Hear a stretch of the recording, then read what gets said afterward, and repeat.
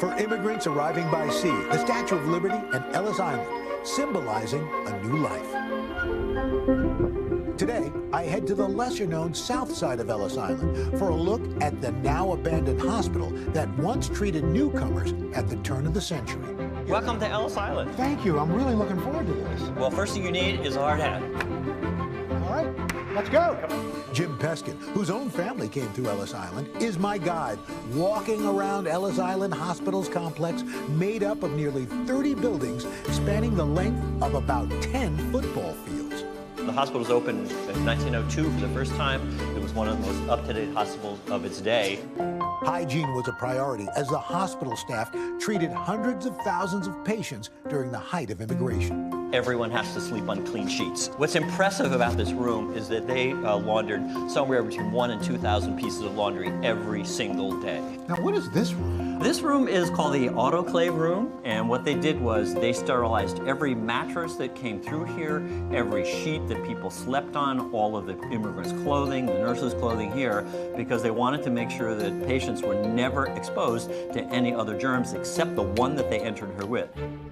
Doctors tending to a wide range of illnesses, as this was a teaching hospital. Education was even a priority in the morgue. So the students would sit here. Exactly. The doctor would do the autopsy, perform it, and talk it through. This is critical. Being a doctor in the hospital here was one of the most prestigious positions in the public health service, because they said on a given day here, you could see every disease known from the tropics to the Arctic Circle. So in a sense, the immigrants coming through here helped advance medical knowledge as we know it. They did.